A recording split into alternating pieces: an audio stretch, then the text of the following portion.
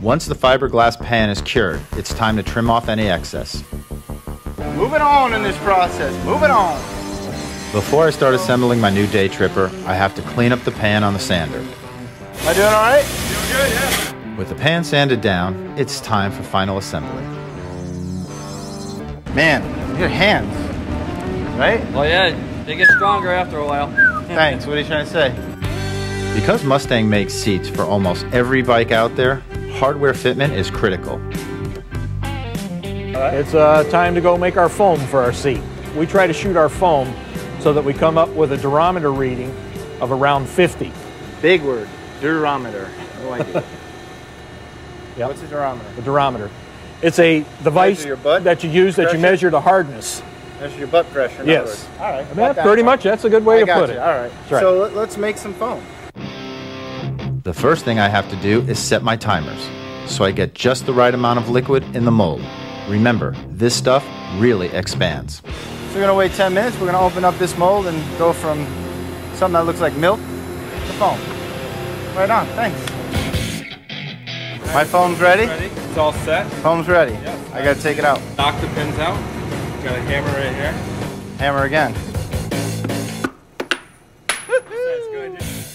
Now that the foam is done, I need to trim off the excess. I assume we're gonna cut the pattern. Now it's time to cut the pattern and make a cover. All right, I'm ready for it. I think so far this will be my job. Just one finger, push the button. Machine's doing the rest. This is about the only machine that does any kind of cutting here. Everything else is so much done by hand.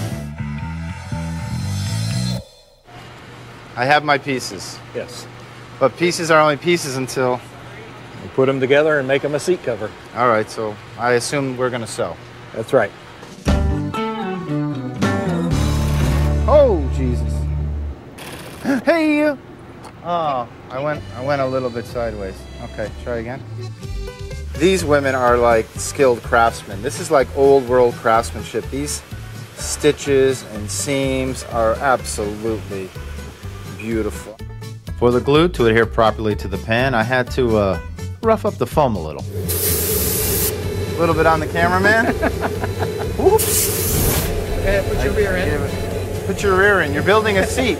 Put the rear end You put the rear in you put the rear in. There's too many butt jokes in this company. In order to get the removable backrest in place, there was just a little cutting involved.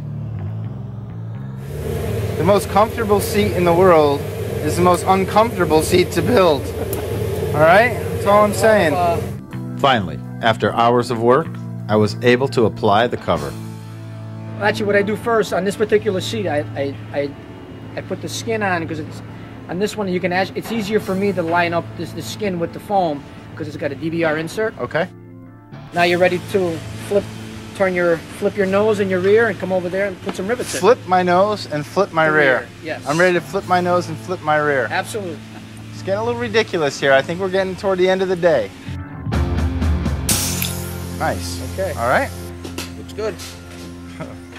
All right. And I guess now that I handed it off to quality control and they've approved it, they could do the last 3 steps. Just in case I mess it up, it would have to go through the whole process again.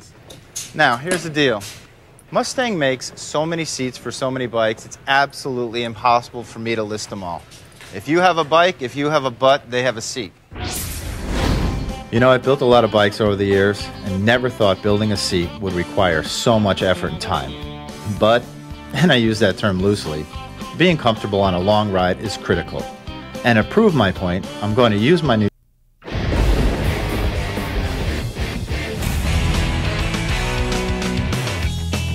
We've blinged out our Harley-Davidson 2010 Ultra like to the max with Kuryakyn engine chrome. But the guys at Kuryakyn told me I wasn't quite finished. Although I thought I was, I'm not. So they said, you got the whole front and back. It's got to be from head to rear. Because all of these pieces are attached to your bike using double stick 3M tape. My buddy Matt peeled it all off before we started. All right, Dr. Matt, first thing, let's go. Alcohol swabs. Number 1, wipe it all down, get it clean. First piece, flames, speaker, cover, grill. Let's cover up the speakers. We good? We're flaming. We're flaming. I'm not sure I want him to say we're flaming. Come on, Dr. Matt, let's go. Next piece. What do we got? These are the gauge bezels. Gauge bezels. Is there tape on that? Blue accents. Nope. All right, gauge bezels. Blue accent, matches the paint. No tape, pressure fit. I've got the stereo trim. I don't really even have to move from where I'm standing right now. Stereo trim. Oh, that's pretty dope. Really nice. Look at that, stereo trim. This has a door on it. Door on it. Still access radio.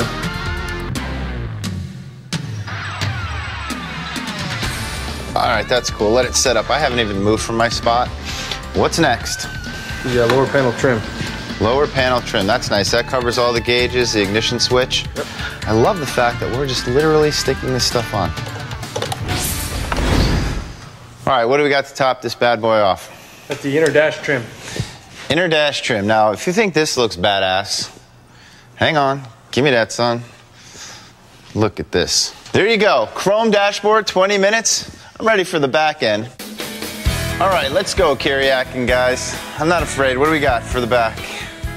Bang, bang, bang. I bet this goes right here. All right, there we go. Accent trim piece. Beautiful. All right, what's next? I'm waiting. There you go. Tour pack, chrome hinge covers. Tour pack accent lighting. Plug and play? Plug and play. So we're gonna add a little light to this. There we go. I hope you got the next one almost ready. Tiger. Oh, I'm Tiger now. I'm Tiger. What else you got for me? Got the Colossus rear trim. Colossus rear trim. Now I'm thinking that Colossus means big. So I'm sure this piece is gonna be pretty big. We're covering up this piece right here Absolutely. with the eagle. You're not kidding me about that tape sticking, my man. It's freaking huge, bro. Yeah. This is what you call a piece of chrome right here. What else we got going on here? That's pretty bad. A little lower here, saddlebag lid accents. A little bit of lower saddlebag lid accents. All right, I see we got more lights.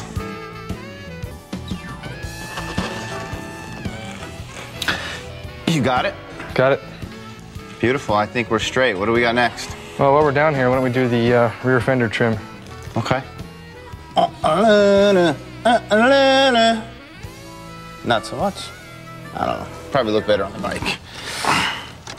You do have to remember, honestly, to hold these on for about 10 or 15 seconds. Just really press them and let them set up, and they are not coming off. All right, my last piece is going to be my Saddlebag Accent piece.